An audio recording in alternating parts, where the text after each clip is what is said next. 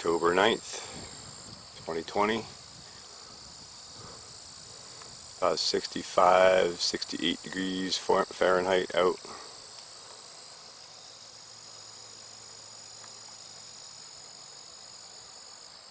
Still excellent hive activity.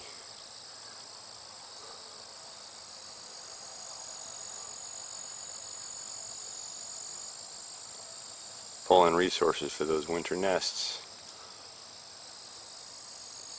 Interestingly enough, October 9th is the day that I started the greenhouse in 2014, so it's been 6 years since I broke ground on the greenhouse. And I finished it on November 9th.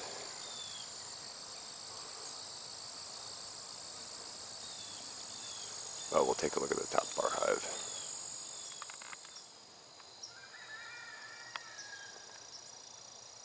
Good activity here as well.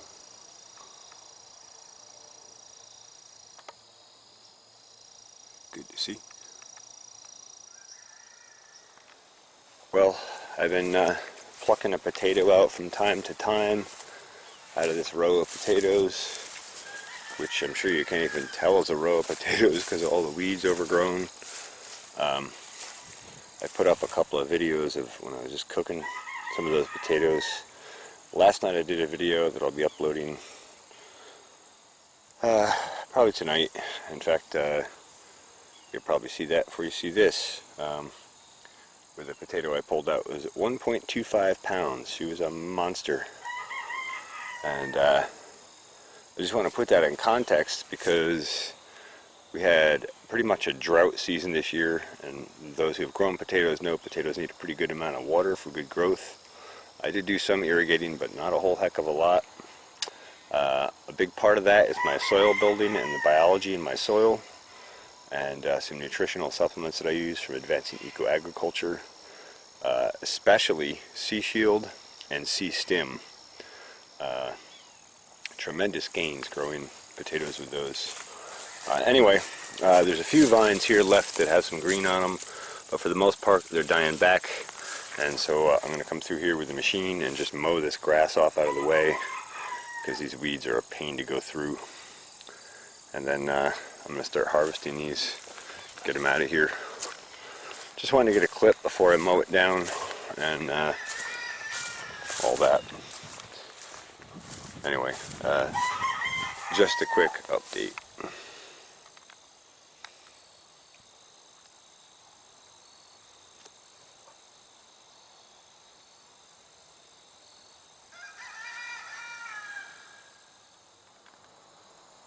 So due to the drought, a lot of these didn't germinate or take establishment very well back in the late spring, early summer. It was actually early summer. But the ones that did really well. This is just one plant, and there's probably 3.5 or 4 pounds of potato right there from this one plant. I also wanted to point out this beautiful soil aggregate structure. You see that darkness and that nice crumb structure?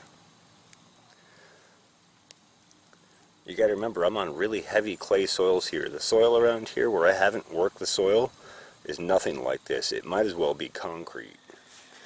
Yeah, so this is the soil comparison clip here.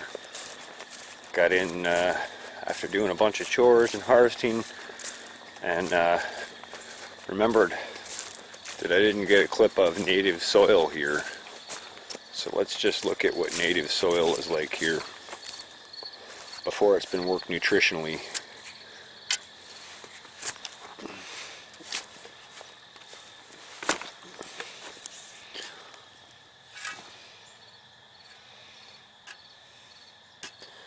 And this is the end of the patch where it's being worked nutritionally. It's even harder than that if you go over further, like here. It's not quite concrete, but you can see, like right here, there's no aggregate structure in that.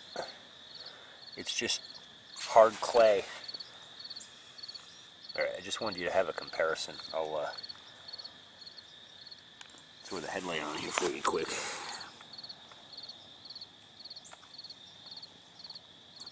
let you get a look at that.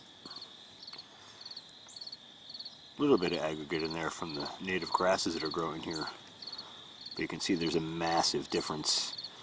The soil where I was harvesting potatoes, I'm able to dig in with my hands, my fingers, 8, 10 inches down, and just harvest potatoes out with my fingers for the most part. And this stuff, you ain't penetrating that with your fingers. You have bloody stubs in 10 minutes. Again, I've only been working this. This is 2020. I didn't clear this area till 2016, and I'm pretty sure I didn't plant this upper section till 2017 actually, because I hadn't planted that close to the barn until now. So 3 years soil work. It went from concrete to this beautiful loose crumb aggregate structure, and way darker. This is a light colored clay soil here. I'll try and grab a clip later of the original soil here so you can have a comparison. But amazing what you can do with growing plants. Alright, so that's it. Drought year, tremendous weed pressure. Actually wasn't even planning on planting potatoes this year, but when my son Jeremy was here earlier this year, I asked him what he wanted to grow this year, and potatoes was one of the things on his list. So I bought some and put in. And a lot of those did not germinate, again, as I said, from the drought. But the ones that did pretty well. This little side section over here is Yukon Golds. Probably should have harvested those sooner, but no big deal. They'll keep in the ground, fortunately. In fact, that's what nature's design is for them. I would say maybe 20-25 pounds of potatoes all total. Not bad. Not great though either. I think I planted like around 10 pounds. Might have been less than that. I'll have to look. Not a stellar year, but came out good, and it appears that the Colorado potato bug pressures have subsided. I took off a couple of years from growing potatoes because the last year I grew potatoes here I had a tremendous Colorado potato bug infestation, and I wanted to just cut off their food supply for a couple of years and break their cycle. So this goes back to a conversation that Justin Goodearth and I had on Comrades and Farms episode 8 this last Tuesday. He was asking about my integrated pest management program, and that is one thing I do. Whatever I have to do to disrupt the life cycle of a pest, I will. And Colorado potato bugs are, without going into great detail, they're one of the highest level digestive capable bugs, so they're really hard to beat from a nutritional perspective and from a plant's polyphenol self-defense standpoint. Anyway, so I broke the cycle. It looks like we didn't have any, well, I did have a couple on here earlier this season, but that was it. So that's good to know, and I probably will grow some potatoes again next year, and especially now that my soil health is up, I think I can blow up any Colorado potato bugs that come in. I have a little bit better understanding of my soil and its nutritional components, and how to improve the health of these plants to a really high level. Alright, I think that's it for now. Just a quick update on potatoes. Thought I would share it. Thanks for watching. Farmacy Seeds Network.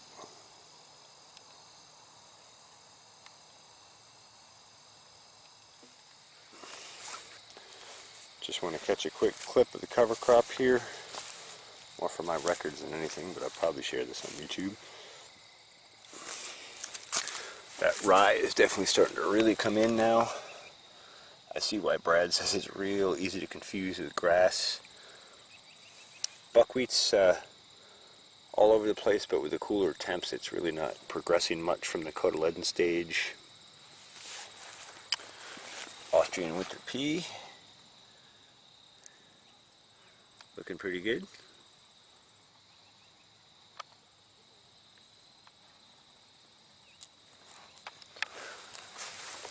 And just a wide shot here quick.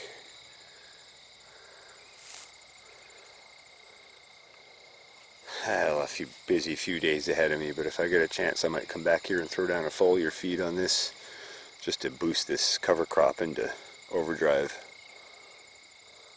We'll see if we get time for that.